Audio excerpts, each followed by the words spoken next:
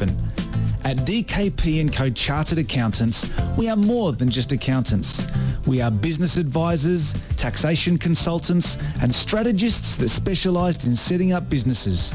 We understand the client and give them the very best customised advice and strategies to achieve their goals. Visit our website, dkpco.com.au,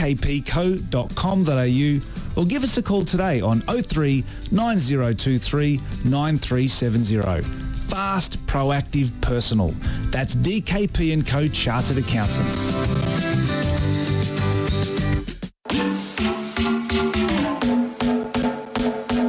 Pickett, she lays it off. Teresa Polias. It's an absolute peach. Is driving.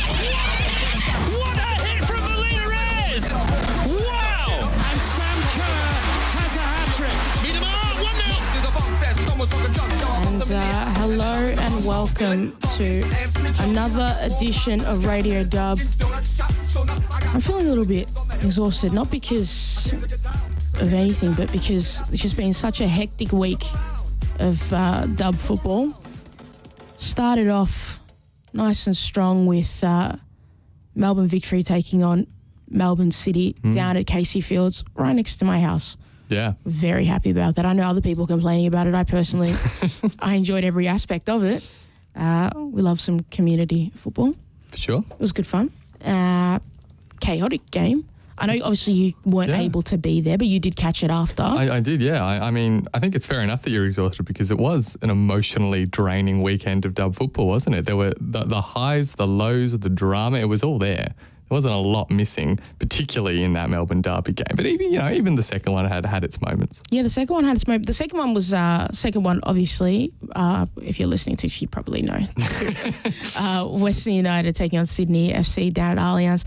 That was a tense game because obviously I thought heading into the game, I don't know if we spoke about it on the pod, but thought the first goal was really important. If Sydney FC got the first goal, it'd be really, really difficult for Western United. And if Western United got it first, they would be in with a real strong chance. I think that was the one thing I said by way of prediction was that whoever scored the first goal would win, and indeed it happened. Just by the way. Do you listen to the pod back and just go, yep, that's a point for me right there?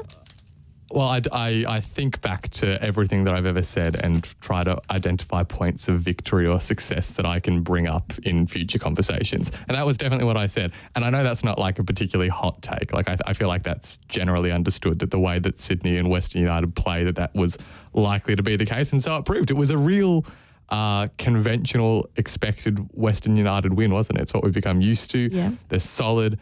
They hit on the counter, score in transition. Hannah Keane's the one who scores the goal. That's happened more than once so far this season, many more times than once. And it happened again, and Sydney couldn't break them down afterwards. And Western United are into a grand final in their debut season, which is a pretty incredible storyline. Yeah, it is a pretty incredible storyline. A pretty incredible storyline that's been enjoyable to see. And it was a kind of a peak Calder performance.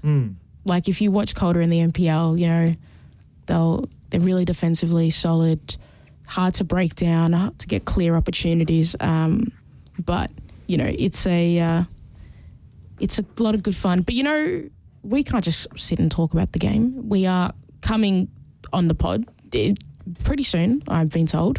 Melbourne Victory defender, part of a dynamic duo in the centre back partnership. Oh, for sure. Claudia Bunge, Huge. New Zealand international. I probably should leave the hype up for when she's like, when she's right here. there, Yeah, exactly. just so she knows that we appreciate and respect her. Rate her, yeah, exactly. for sure. You know, exactly. We are all about our egos here on Radio Dub. And now you've got some chocolate, Oscar. Do you want to tell us why you got some chocolate? I feel like that should wait till our second guest gets here. Okay. To be honest, I feel like there is chocolate. We can build that up. There's chocolate. Everyone who's listening can have some. Just reach out. Just reach out. We won't send it to you, but reach out. Yeah. If you were here, you could have some. Exactly. So it's the thought that but counts. You're not, so you miss out. But we're really just like teasing, putting out the hook. Yeah, exactly. If you've listened to this pod before, we are a food safari podcast also sometimes. Predominantly a food podcast, yeah, really. Truthfully. Yeah. So one of the player we are going to speak to, they gave us a food recommendation and we said we would try it. And we thought, wouldn't it be no better time than to try it when they come on? But we'll talk about that when they get on. Exactly. Just No, I was just going to say on the West United game, I was thinking, watching it back, when a couple of weeks ago we were talking about like surprise packets of the season, players of the season and stuff like that.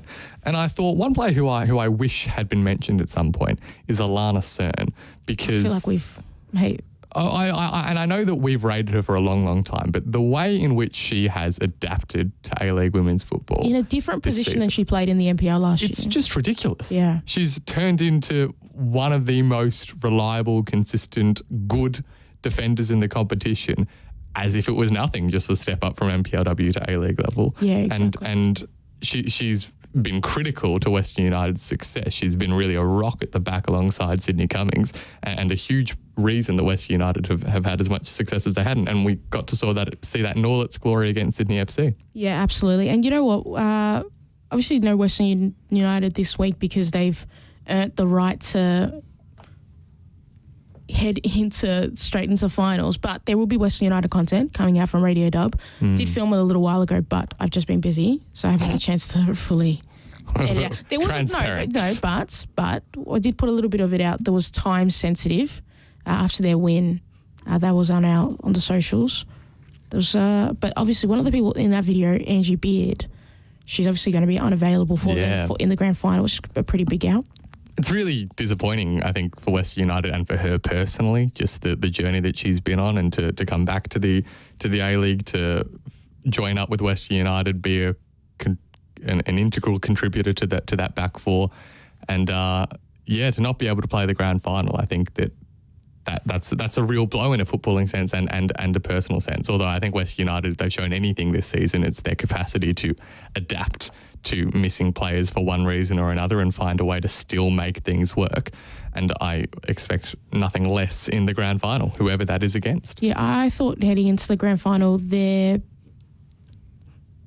was going to rely on their defence. Obviously, Hannah Kane's been so formidable, but defensively, I thought if they could hold strong for a large portion of the game and didn't get, be down really early in the game, they didn't have to chase the game. I thought that's going to be their biggest strength. Oh yeah, no doubt. So without Angie Beard available, obviously puts a chink in that, and they'll have to really, really focus. And look, they can't obviously Mark Torcaso. What a legend! What a legend that guy is. Just a real force for NPL Victoria. For sure. Energy coming from that man. But we'll see how they go and who they match up with. They've got. They get to sit and take a look at that. And I mean, the West United Sydney was a good game. It was probably the two best teams across the course of the season. Well, the latter would suggest definitely the two best teams. But that Melbourne derby, I mean, we've scooted around it so far. That was one of the most incredible, memorable games in Dub history. Yeah. At what point did you think Melbourne City were still in the game, or what point did you think they were out? Gee, well, I thought I was pretty confident that was it when Melina Reyes scored the third goal. You kind of thought, that might be it. Renata Polacina got one back, but then even after that, when we're going through the 7 minutes of stoppage time, I didn't think it would happen. I didn't think it would happen right until it actually happened. And it was just extraordinary. And the way it happened, it kind of came from nowhere. Hannah Wilkinson throwing herself at the ball. The reaction, the way the camera cut straight to Jeff Hopkins was cruel. And we just saw Jeff at the wave of emotions coming over him, and no doubt gutted, at the same time trying to keep a firm face and look content and in control. It was everything that we love about this sport kind of in those couple of minutes. It was really extraordinary. I mean, arguably we could have seen it coming because we know that Melbourne Victory have leaked late goals in the last few weeks. I mean, it's also something that Melbourne City have done. So I guess having late goals shouldn't have been a surprise, but just the way in which it happened, it was, I was lost for words. And then you had the extra time period where Melbourne City controlled pretty much the whole of it. Yeah, it was, I feel like if you're a Melbourne Victory fan, you're probably sitting there with your heart in your mouth the entire time, because once Amy Jackson went off as well, even though it was pretty late into extra time, it's still pretty stressful. But I thought Victory managed to hold them off pretty well, and they didn't give them a lot of clear cut chances. Not that I can remember, at least. Well, I felt like that for most of and I know Melbourne City scored 3 goals, but the pattern of the game in that first half, after Melbourne Victory kind of came out really strong in both halves, really, but in the first half in particular, and then the game kind of settled into a more regular pattern with Melbourne City having the possession at the back. And I think that we saw the weakness of Melbourne City throughout the season, which is, yes, they can keep the possession, yes, they can pass it around nicely, but can they generate clear or good quality goal scoring opportunities with all of that possession?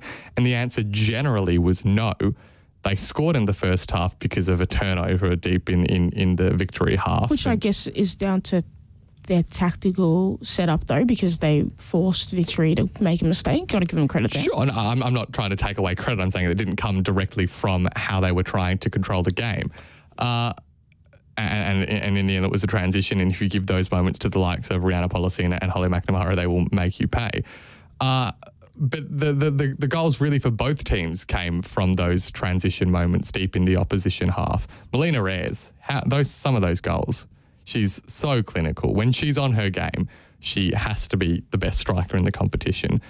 And I love how she does it without necessarily being the quickest or the strongest, but just the most skillful, the most technically complete, the movement, the understanding. It's so wonderful. Yeah, no, she's the best. And obviously Catherine Cannulli said that she has potential to be the next Sam Kerr. Yeah, big praise. Big praise.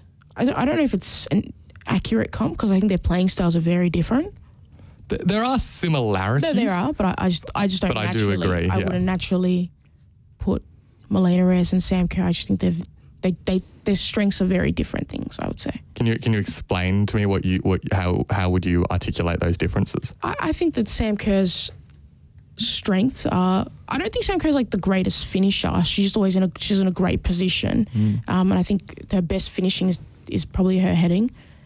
Whereas I think Melina Reyes, a lot of her game is just really like in tight spaces. I think she's quite like a little bit more physical of a player than Sam is. Would you? Yeah, I would say that Melina's a little bit more physical and likes to ride the tackle and is able to create something off that.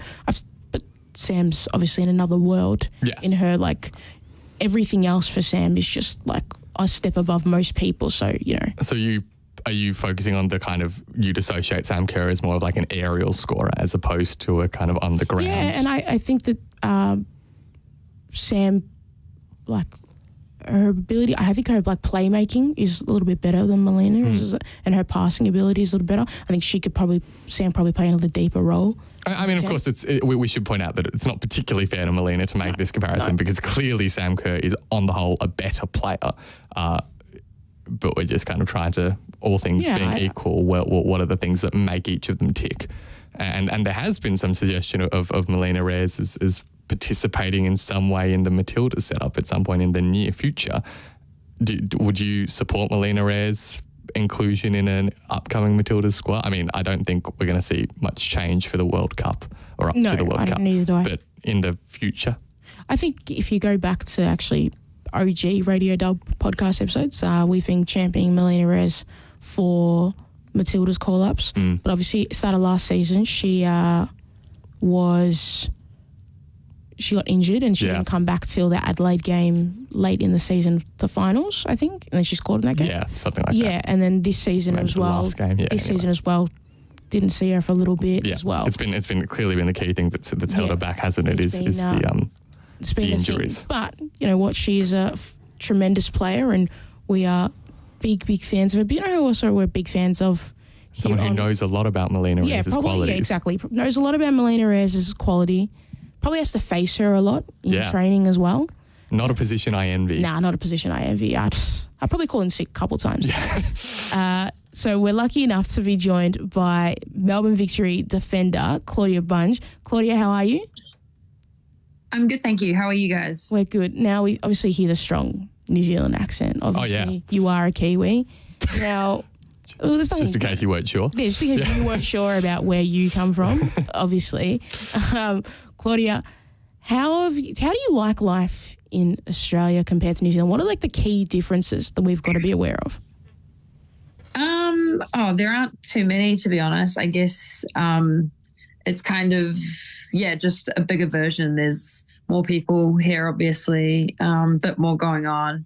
But yeah, there's honestly not too much difference. The culture is pretty similar, which made moving over super easy. And well, since you've moved over, Claudia, on Saturday you had probably, I would imagine, one of the most memorable games that you've been involved in, that extraordinary semi-final against Melbourne City. How have you reflected on that over the last few days? Yeah, it was a pretty mental game. Definitely one of the most memorable games I've played at Victory. And I think honestly, kudos to City. They really gave it to us, and it was very action-packed. Obviously, with AJ unfortunately getting sent off, and penalties and goals. So it was a great final, and really excited that we got through and get to play Sydney FC this weekend. Is that the craziest game you've been involved in as a Melbourne Victory player? It probably comes close. We've had a few. I remember our first semi-final in Brisbane in my first year was also pretty crazy. I think it ended up being like 6-2 or 6-3 to us. Something like that. So that was also pretty eventful, but it's definitely up there for sure. Now, I want to ask, obviously, during that game, at what moment is your brain just going panic stations? Like, not that you're not panicking, but you're like, what has happened? Like, what is going through your mind as everything just unfolds? Yeah, I guess, it was pretty crazy, and there were a lot of emotions going through everyone's head. And I think at 3-1, I was feeling pretty comfortable, and then they, started putting a lot of pressure on us. And momentum can change so quickly in those big games. So I think, my one moment where I was like, oh gosh, here we go, was when AJ got sent off, and we had, I think, still like 10 minutes to play with 10 men, and we kind of just parked the bus. I was like, all right, here we go. Like, we're going to be really busy in this period of time. But I knew we could do it, and I know Jeff's prepared us for moments like that. So there was no panic, but I was like, this is going to be like a tough 10 minutes, and if we can get through this, I back us, and I back Casey on penalties as well. Well, I feel like there was no need to actually stress. Once I saw Casey come up, because typically you don't see the goalkeepers come up. They're probably like one of the last people to take the pens. Are you like, when you saw her and how calm she looked walking up, did you like, no, it's a certain goal? Like, there's just no way she's missing it? Yeah, I guess so. Like, she's very confident taking them, and takes them during trainings, and I haven't seen her miss one. So, it's just one of those things. She was happy to take the first one, and as you saw on the replay, she's pretty casual about it, and then walked straight into the goal and got ready to save the next pen. So, I think all of our penalty takers did really well, and kind of the mindset we have is, if they're willing to stand up and take a pen for the team, whatever happens, and no one's going to hold anything against them. But she was composed as ever. Yeah, pretty cash is I think a fair description. The way she just, strutted up, she didn't stop walking after she took the shot. Honestly, she just kind of it's transitioned the strut, easily. though. It's the strut after Oscar. It was just, it felt like the ultimate power move. Oh my! I was captivated. It was like, wow, this is cinema. Yeah, right. It was incredible. I mean, Claudia, where were you in the order of penalty takers? Were you coming up if it had to be stretched out to 6, 7, 8? Yeah, I think I was maybe number 6. So I mean, I'm happy to take one for the team, but there were some girls that were wanting one ahead of me, so I was like, oh yeah, you can have it. So I think I was about like 6th or 7th. So glad I didn't end up have to take one. So you're glad you didn't have to take one, but so you're not saying that you were really wanting to not take one. You're not like terrified of the prospect. It was just okay. Yeah. Like I'll take one if need be, but I'm not gonna, jump up and down if I don't get one either. So I'm pretty relaxed. Team player. Claudia's a professional athlete here, Oscar. Please don't disrespect her. She's ready to take the penalty. I don't know why you're trying to put it like that. I was just imagining that I know that there are some players who, are terrified of the prospect of needing to take a crucial penalty in a big game moment. And I respect Claudia's confidence. Claudia scored goals in the dub. I don't think you've missed this. Like goals are just a natural thing. Now, obviously, we're on Claudia goal watch because you do like to score them. What's the celebration? Yes, do you have a mental celebration planned for the next goal? Definitely not. When I have scored in the past, it's usually I've just been kind of like surprised or shocked, and then everyone my team have a tendency to dogpile, so I kind of just like get prepared to get like bodies thrown at me. But yeah, definitely no planned celebration. Is there a way to avoid that? Do you have to like stay upright in your celebration, or is someone going to tackle you to the ground so that the pile-on begins? Usually if someone scores and slips over, which is usually Zim because she's always slipping over, if you're on the ground, people are just going to jump on you. So, yeah, staying on your feet is definitely, a way to avoid that. Probably like it's the next training drill or something like that. Just how to stay on your feet after you've scored, guys. We're going to do some run-throughs. This is where you got to do the, your boot placement. Obviously, prospect of Sydney FC this weekend. Big game. Rivalry, obviously, do you forget about just what's happened during the season and just think about, like, do you look at the finals games that you've played against them, or is everything just out of the window and you just straight focus for this game? Yeah, that's a really good question. I think there's a lot of focus for this game in particular, but there is a massive rivalry between us and them that you can't, that doesn't go unnoticed. Obviously, we've been knocked them out the past 2 times we've come across them in finals, but in saying that, they have beaten us twice this year as well. So I think the team's come a long way since those 2 games earlier in the season. But yeah, the Big Blue's always a massive rivalry, and it seems to be it's been us 2 at the top for some time, and they've had a good season, and we've been really consistent since those defeats against them. So yeah, there's a lot of focus on this game in particular, but there is definitely some rivalry that's going to come into play as well. Is the prospect of facing Western United in the grand final a little bit more exciting and tempting because you've only played them once this year? They obviously did get the win, and it was a very chaotic game because the wind was under some mystical spells. Like, I swear the wind was at its all-time worst. Is there like a little bit of like, I want to face them again. I want to face them again? Yeah, definitely. We definitely want to play them again. And losing to them in the first round was, we were pretty devastated actually. We would definitely love to play them, but we're not really thinking too far ahead. Because, the danger in that is, we still have this massive hurdle to jump, and we need to beat Sydney FC, who are a good team. So, there is a little bit of that, but we'll cross that bridge when we come to it. I mean, the mindset of the squad, we know that Melbourne Victory have built a reputation over the last couple of seasons of turning it on for the big games and for the finals in particular.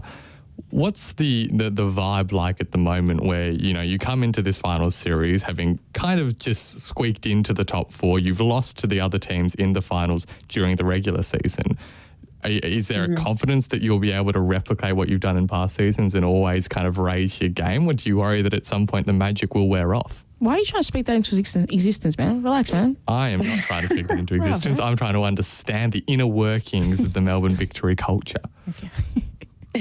No, that's fair enough. And we get asked that question a lot. I don't really know what it is. I think it's just, in big moments we seem to show up. And I think players like Mel up top, she lives for finals football. And there's a couple players, Casey as well. And we kind of just like feed off each other, being able to, when we don't have the ball a lot, being able to be comfortable in those situations and play under that pressure, and then when we get our chances, just finishing them. And then we're a really tight-knit group, and I think that helps on the field a lot. Having to play a lot without the ball, you speak about leaning on some of those more experienced players at both ends of the pitch. I think another one would have to be the captain, Kayla Morrison, who of course you formed that centre-back partnership with. What's it like working with Kayla? Is that been a really enjoyable partnership for you to be a part of? Yeah, it's been great. Her and I are really good mates off the field as well. So yeah, we're usually in a similar mindset on the field, which makes it really easy. And this is our second season together now. So yeah, we had that first season to really get a good connection. And yeah, she's had such a great season. You can't even tell that she missed last year with an ACL injury. She's playing some of the best football I've seen her play. So it's been really nice to have her back. And yeah, having her as our captain and being a leader on the field is huge for us too. Is there a bit of like, do you guys even have to speak, or do you guys have to look at each other and just kind of know what's going on? Yeah, telepathy, that's the word I'm looking for. Is that how it works? There's definitely like maybe a telepathic little connection there, but we do chat a lot on the field because her and I are both those types of players. And I think as a centre back, it's a really important skill to have and something that Jeff encourages a lot from the both of us. But yeah, there's sometimes when maybe there's not enough time to actually speak to each other. We kind of just give each other a look if, something's not going well, or if something was like a little bit closer than we would have liked to. Yeah, there's definitely a little bit of that, which is nice to have. Do you reckon we've got that, Oscar? Or oh, yeah, for sure. We've got that? We've got that connection. It's just as good as Claire and Claudia is, yeah. And productive and useful. So useful. I want to ask, Claudia, heading up into this game, do you have any, like, rituals that you're going to go through? Like, is there, like, a song you've got to listen to? Is there, like, what do you have to do to get yourself mentally prepared? Obviously, you are a professional athlete. You're always focused, but the little things, how gets you focused for the game? Yeah, that's a good question. I'm not superstitious or anything. Because we'll be away and we really enjoy away games. I think spending as much time around the team as possible is really good for me. And everyone's really lighthearted pretty much until we get on the bus to go to the game, and then everybody kind of tunes out, listens to their own music, which I like to do as well. So just, getting a coffee in the morning, going for a walk, and then on the bus on the way to the game, I'll tune out and listen to my music. But I don't really have any like pre-game rituals or anything like that. I got two questions out of what you just said. Firstly, what's your coffee order? Secondly, what's the number one song that's on the playlist at the moment? Oh, that's such a good question. My coffee order does change sometimes depending on what the weather's like. So usually I'd go for like an oat cap. But if it's really hot, which it has been this summer, I'll get like a iced latte with oat milk. And my music changes a lot, but for pre-game, I would listen to like a bit of house or like D&B. So like anything like Sub Focus or Dimensions, usually what I would listen to. I would not have picked that for her. I'm not going to lie to you. Really? I wouldn't have picked it. I like it. I just wouldn't have picked the Claudia Bunge, while when she's getting super focused on the game, she's listening to house music. I like that for you. Yeah, I don't know what it is. Just, chills me out. Is there anyone on the team who has like a really weird taste in music that you're like, I don't know why you listen to that or how that gets you in the mood for a game? Mel likes to, I don't think it's weird, but she listens to like rock music. And it seems to be working for her. She's been scoring goals. So, everyone else kind of listens to often like the same kind of music, like pop, rap, R&B. But yeah, she's a bit different and kind of goes down the rock path. If it's our theory about her like WWE theme music, like it would be like some like, nice heavy metal, like she just dominate, you know what I mean? What's your entry, like what's your theme song, like if you're a WWE wrestler, what is the song? What's the song they're going to put for you? Oh, I don't actually know. I do dabble in a bit of rap, maybe like Childish Gambino, Bonfire. Nice. Maybe it's what I'm listening to at the moment, so it's a good tune. That's solid. You know what? You're very wide-ranging. Thanks. Yeah. I like a person who multi-dimensional. She doesn't want to pigeonhole herself. Yeah. I like that she, dabbles in a bit of everything. That's we respect that here. We respect that. Yeah. And now, Claudia, before you head off, I want to get your opinion on who's a player in the dub this season, can be from Melbourne Victory or for any other club, that's really impressed you so far this season. Obviously, the season's wrapping up, so we want to give out the awards. Who deserves an award? They haven't got enough recognition. Let me have a think. There's lots of players I think that have had a really good season. I think I'm going to be a bit biased and go with girls on my team. I think Beatty's been fantastic for us this year. She has been playing left wing for us, but can honestly be put anywhere on the field and doesn't ask questions, just puts her head down and just gets on with it. And yeah, she's an awesome chick, and obviously she's studying to be a doctor. So I don't know how she balances football and her studies, but yeah, she's a great player to have on our team. And I think with Chid's leaving, she kind of brings a little bit of a similar playing style back to our team. So yeah, definitely gonna have to pick Beatty Go. No, we like that, obviously, because I've had Beatty on the show before and we were rudely interrupted by a fire alarm going off with that song. So we don't, obviously, I don't know, maybe it was because Beatty was just so great at answering the questions and he just like set the building on fire. It was just, it was a bit intense. Yeah. Exactly. So if you missed that episode, go listen to it somewhere else. Yeah. Where have we put it up? It's a good point. It would be comforting knowing that there's literally someone training to be a doctor on your sports team. Like if anything goes wrong, we know we've got someone in the immediate vicinity who can help us out real quickly. Exactly. That's why we're so respect. Safety net. Exactly. Imagine, Oscar, I told you, we've got to be better. When these players come on and they're doing all these things and we're doing whatever we're doing, we need to elevate ourselves. Otherwise, we don't have the credentials to speak to them. We need to get qualified to keep doing these interviews. Exactly. Claudia, really want to thank you for coming on the pod today. Obviously, you got to get ready for a game, so we're going to let you go. Good luck. And we'll see how it goes. And if you guys win whole Melbourne Grand Final, that would be kind of fun. Yeah, that would be really cool. Thanks for having me, guys. Appreciate it. No worries. Now, that was really great to chat to Claudia Bunge. Yeah. Now, player we respect and we absolutely love having on the show. So if you missed listening to that bit of the pod, when are we going to put it up, Oscar? So I like how you're already engaging in the self-promotion literally seconds after the interview's finished. I feel like if you're not going to be your own supporter, I agree. Who else is going to support you? No, for sure. Seriously. Beatty Goad. Yeah, Beatty Goad might support us in that situation. Exactly, she would. And what we're going to do is we're going to head to a quick ad break. And then after the break, we're going to speak to someone else from Sydney FC, a really cool and important player for that team. Are you looking to change your destiny in life? Be your own boss? Start your own business? If you are, you need people who understand your needs and are committed to helping you make it happen. At DKP & Co Chartered Accountants, we are more than just accountants. We are business advisors, taxation consultants, and strategists that specialise in setting up businesses. We understand the client and give them the very best customised advice and strategies to achieve their goals. Visit our website, dkpco.com.au, or give us a call today on 03 9023 9370.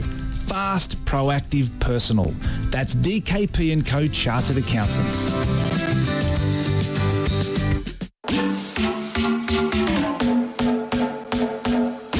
She lays it off Teresa Polias. It's an absolute peach. Is driving.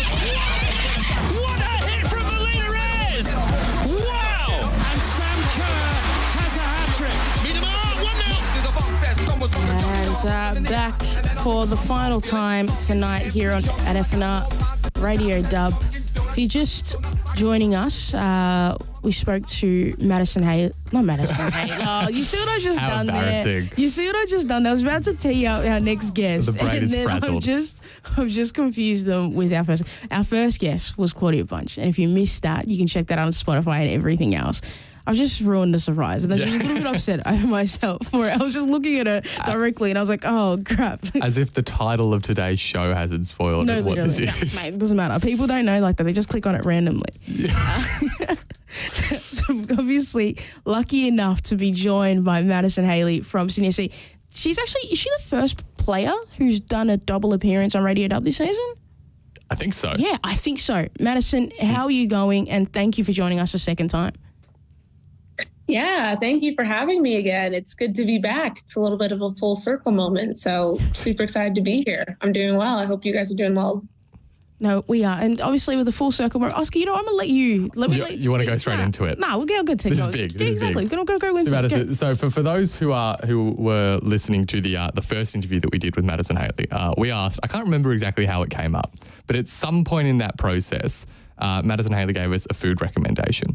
And that food recommendation was Godiva chocolate. Now, neither of us knew what it was. Neither of us had ever heard of it. We were like, is that an American thing? What's going on? And we found out that it isn't. Hold on, chill. I'm hungry, chill, man. wait, Get on with it. So this afternoon, I was at uni and the stars aligned. I got a text from you which confirmed that it was Madison Haley who was our guest, and my uni lecture finished half an hour early, which meant that looking up where you can get Godiva, I think there's like 3 or 4 places in Melbourne that you can get Godiva chocolate. There's one in Doncaster, there's one in the city, but there's also one at Chadstone Shopping Centre, which, as we know, for those of us who drive along the Princess Madison's Highway, getting bored. I know. I really want to build the anticipation. Anyway, the point is, I swung by, got some Godiva signature milk chocolate. Is what I have. I figured that was the fairest way to do it, and I thought that it would be appropriate whilst we have Maddie on the show to try our first. Calling her Maddie like that? You know it like that? We're best friends, actually, Maddie and I. We go way back. To try our first bit of Godiva chocolate whilst we're here with Maddie's blessing. Yeah. So. I've eaten some. I've eaten some. I got hungry. Oscar was taking a really long time to intro the chocolate. I will say, I'm not a massive chocolate fan, but I'll give this like a solid 8. A solid 8. It was pretty good. It's not bad. Do we get the right flavor? Yeah, I mean, I would get milk chocolate. I would say I haven't had Godiva chocolate in a very long time, but yeah, 8 out of 10 is a very fair rating for it. Yeah, it's very smooth. That's that's what I would do. That's what I would say about it. But obviously, the chocolate's great. Fantastic. Thanks for bringing it in, Oscar. I really appreciate it. It is quite good. I agree. And Madison, thank you for the recommendation. Really appreciate it. But obviously, football is the most important topic. Big game this weekend against Melbourne Victory. It's really good chocolate. It's great chocolate, mate. Relax, yeah? We get it. It's really good chocolate. Yeah. How are you feeling leading up to the game? Yeah, feeling good. Obviously just finished up training as well. So a bit tired right now, but it's been a good week of training. Girls are feeling really good, really positive, and just overall really excited. I think it'll be a very exciting game, even from a neutral perspective. I think everything to play for. Obviously, we played each other twice now. And so I think in that sense, we know each other pretty well, which I think also makes for a bit of explosive football, because who knows if people will have different game plans and whatnot in terms of the approach. But really looking forward to it. It'll be awesome. And also one of my former Stanford teammates, Beatty Goad, plays for Victory. So it's always good to see her. I'm looking forward to that. We had Beatty on the show. We've talked about Beatty twice now, actually. Oh, yeah. So we do love Beatty Goad here. And she's talking about the team that you guys had. It was such a lovely group. What was it about that Stanford group that made you guys just you guys was all so connected and just really bonded? Yeah, I think it honestly comes down to culture. I think we had a really, really special group of girls at Stanford, but I think the bond that we have, I think it's so strong because of our culture. And it was incredibly difficult. We had very high standards at Stanford. Always having the expectation to win a Pac-12 and a national championship every season. That's a huge deal. Not a lot of teams, across the country have that expectation genuinely at the beginning of every season. And so, I mean, we worked incredibly hard. Obviously, we worked incredibly hard on the field and off the field. And I think that's really unique. And yeah, just those connections, the demanding more of each other, and really pushing each other. And sometimes that's with a little bit of tough love, but that deep down, every girl is willing to leave it all on the field for the person next to them. And we would literally kind of say that when we'd walk on the field before every game and really mean it. And you knew every girl meant it. And I think that will always stick with me. And all of the girls that I've played with at Stanford, if they ask anything of me, it's always going to be a yes, just because we've had that connection. And yeah, it's really special. So it's nice that you've had BD speak a little bit about it. I think a lot of comparisons or parallels can be drawn with Sydney FC, and when you speak about the expectations to consistently win and to win silverware and a team that prides itself on its culture. We hear Ante Juric talking a lot about that and the group and what it means and the kind of the willingness to go again year after year, season after season. Have you found that they have been quite similar culturally between Stanford and Sydney FC?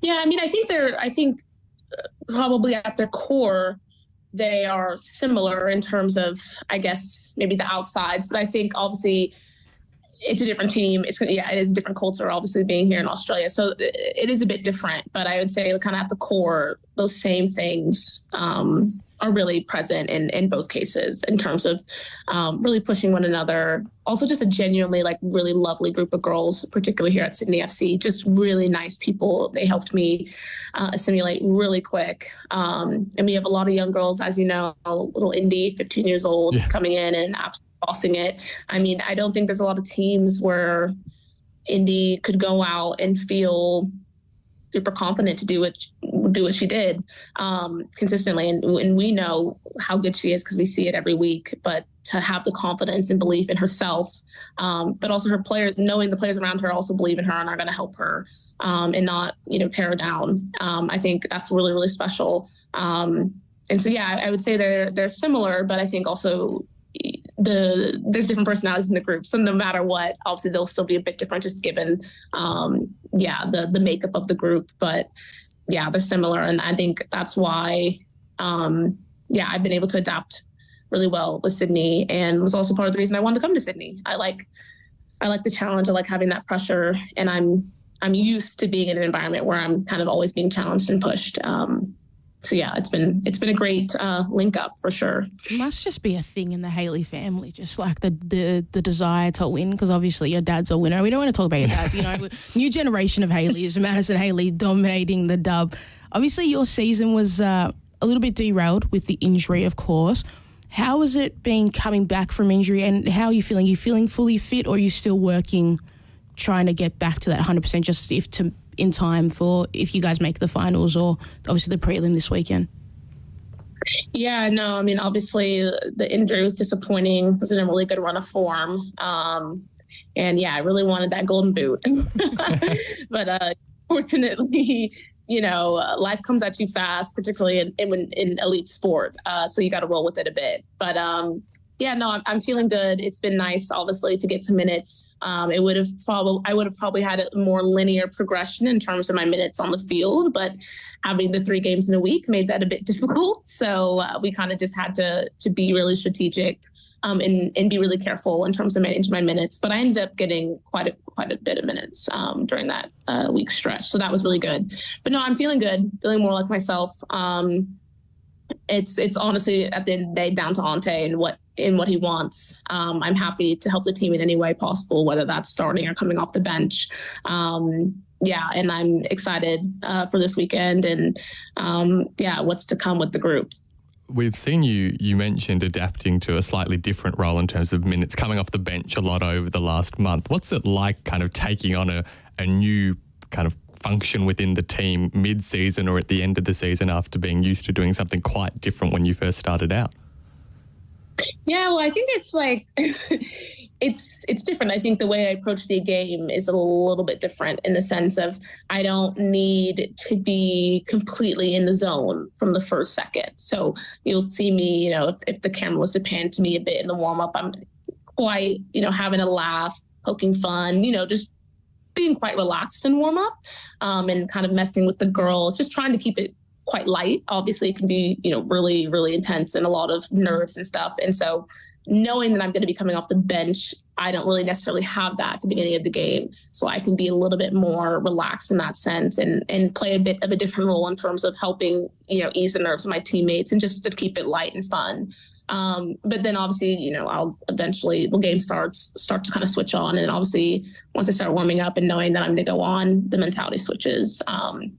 And I know I'm going into the field and I'm going to do what I'm going to do. So it's a bit different, obviously, but I think this is probably really the only time in my career I've had had this experience, really coming off the bench. Even at Stanford when I was injured, once I came back, then I was back pretty much starting. And so I think it's honestly a good lesson for me to learn kind of how to adapt to that.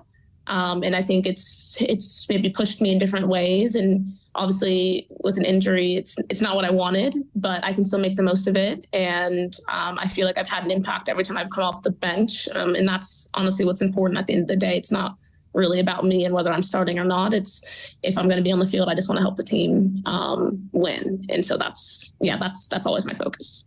I know it's not about you, but any indication of whether you will get to start this weekend or the weekend after? Sydney FC's plans for the coming into the game. Why are you like this today, man? I don't know what you mean. I'm getting information, Pokuah. I'm digging. We're finding out any indication of whether either this week or if the grand final does happen, whether you'll play a different role or you're expecting to continue coming off the bench till the end of the season. Well, honestly, I don't really know. Auntie's been asking me how I'm feeling. I'm feeling quite good, but at the end of the day, it's up to him, and the team's done really well. Rachel's done exceptionally well in that 9 role. And I don't think Auntie's one to really mix it up too much. So we'll kind of have to see. He's the type of person that's not going to fix something that isn't broken. So we'll kind of have to wait and see, but I'm feeling good. So I think regardless, hopefully I'll be getting a decent amount of minutes this weekend. Do you know something that I think that I didn't notice in your first run, because obviously your first run before the injury was your passing ability. And when you came back, I thought, wait, did you learn a new skill while she was injured? Because your passing is something I would say is probably underrated in your game. Because there was a pass you did to... Did you see are you talking about the crossfield ball? To Princess Beanie? Ooh, she's done a few. Yeah, maybe we're talking about different ones, yeah. Confused here. There's too many. But your passing is something that's I would say is one of your major strengths in your game. How has that evolved over your career, and has that always been something that you've been obviously you are a striker, has that always been something that you've done first as a passer, or have you always just been more about the goal scoring? Yeah, that's an interesting question. I think the way I look at the 9 position is maybe a bit different than other people would look at it. I really love to play make, and I think a lot of 9s just want to be, the goal scorers and sit in the box, get your goals, like the Holland type. But I quite like to play a little bit of a hybrid role. I love watching Benzema, Roberto Firmino.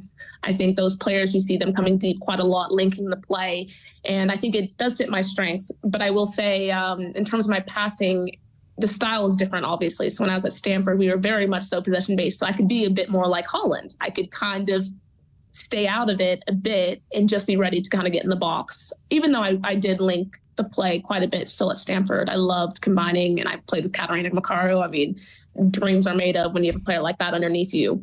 But here, I think the style is very different. And so I think I've definitely gotten better in my passing range and just recognizing when to play that penetrative pass. And I think my willingness to just do it and kind of send it has increased, definitely being here, because that's what Ante really preaches, is playing on the front foot, looking forward first. And it really helps when, of course, you have the pace and talent of Courtney Vine and Prinny on the wings. I can really, in the movement of Maka, in the movement of Rachel, there's just there's so many options. And so I think it's kind of a dream in that sense for me. But yeah, I definitely back myself in terms of linking the play. And it's something that I think maybe differentiates me. And it's something that I want to be known for a bit more than just the goal scoring, is that I can give you a little bit of hopefully everything, but it's particularly, linking the play. We've certainly been watching. Because when I see it, when I see Madison Haley highlights and they're just of your goal scoring, I'm like, boring, guys. You don't know her game like that. She's an incredible passer. Let's get some passes in there. What's been the most memorable piece of play that you've done this season that you really if you were to show somebody, this is my game, that's that play? I think in terms of goals, I think the scoop goal obviously was pretty iconic. Yeah. I really liked that goal. I guess if I was to show anyone, it's kind of hard, but because I have had a lot of I feel like good passes. Maybe they haven't always necessarily directly been an assist. But it's hard when you do so many good things, honestly, isn't it? right? Yeah, it's just, there's a catalogue. Good. Just watch one of my games. What do you mean? Yeah. Yeah, just tune in this Saturday and you'll I think kind of what you said, like I'd love to, a highlight tape of just, a little bit of my passing and turning. I think what I don't like is that obviously a lot of my game is a bit of the physicality, riding a challenge and turning. But I hate when that's the only narrative, because it's not just about being strong up top. You could pick a strong player to come play the 9, and I guarantee they'd get ran through. It's a lot more than just being strong. That's obviously part of it, but it's intelligence, it's IQ, it's reading the game, it's all of that. And so I think for me, if I was to show anyone, this is me, it would be something where I'm really linking the play, where I'm maybe getting the ball turning and finding a final pass or threading a needle, or if it's me setting the ball, kind of going forward, getting on it again. I think it'd be a little bit more of me in that playmaking role than just in the box scoring. On a similar note to Pokuah's question, just looking back on the season as a whole and reflecting on the key moments, it's obviously been a very different experience for you this season, coming out to Australia and trying your luck here. What would you say has been, I guess, the biggest learning that you'll take from the last few months with Sydney FC? Yeah, it's a really good question. My biggest learning, I think I kind of touched on in terms of the soccer piece, is just that front foot, really looking forward and thinking of going forward first. I think not like I wasn't thinking like that at Stanford, but we were a lot more possession based. So the style was just completely different. So I've had to think differently. And so I definitely think that that's a part of my game. I'm really happy that has developed. And that's a part of the game I will take with me and want to continue to develop. But I just think outside of it is just, kind of embracing the things that are a bit uncomfortable. I think I'm a pretty, I feel like I refer to myself as an introverted extrovert, or what is it? An extroverted introvert. That's all right. I had it reversed. An extroverted introvert. So it was a bit nerve-wracking for me to come here to a new team and not really sure how I'd be received. But just being myself throughout that whole process and not really feeling stressed about that. And obviously, like I said, the girls have been great. But, I'll be moving on at the end of this season. And so that's something I definitely want to take with me, is just to continue to be uncompromisingly myself, and to continue to put myself out there and just kind of go for it. I've had a lot of spontaneous get-togethers with a couple of my teammates, and they've been probably the highlights. And it's those moments and memories that I'll take with me throughout my journey in career. And I want to continue that spontaneity and that willingness to just kind of say yes more, even if it's maybe something that I'm not used to or something that might make me a bit nervous. See, I like that. I like that answer. Well thought out.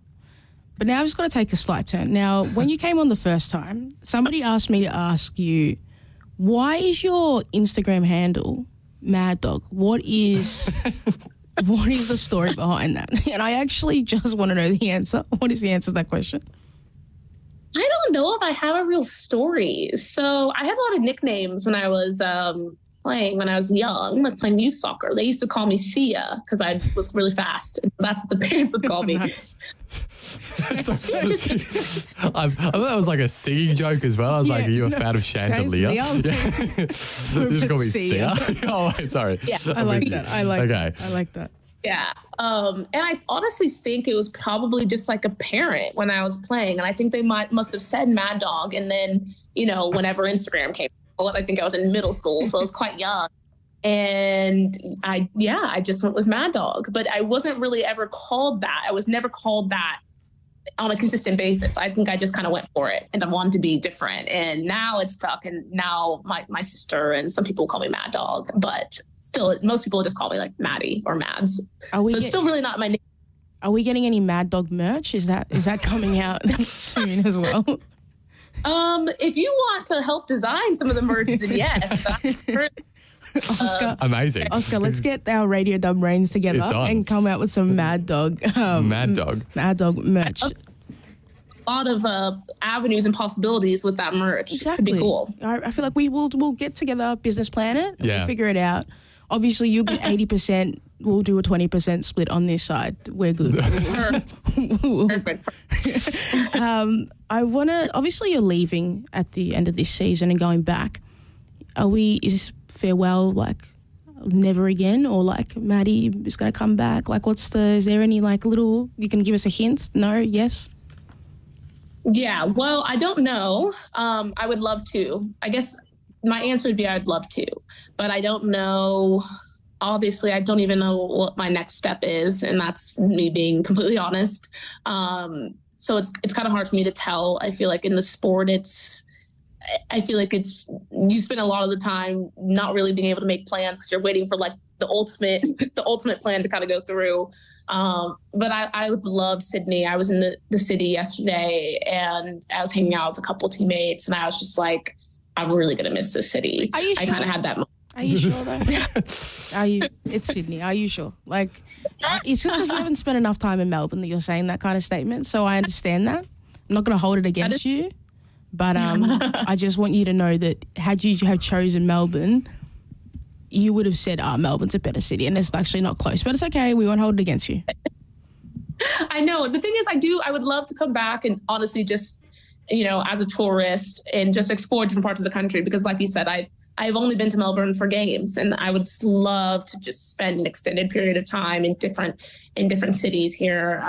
So much beauty to explore. So I would love to come back, even if it's not for soccer. But yeah, I mean, the door is not closed. I will say that. The door is not closed. But do I have a date of a return? I don't know, but I would love to if it's possible. A couple of my friends are playing in the NWSL, and I think they're interested in coming and playing in the A-League next season, which will be super awesome and exciting for them.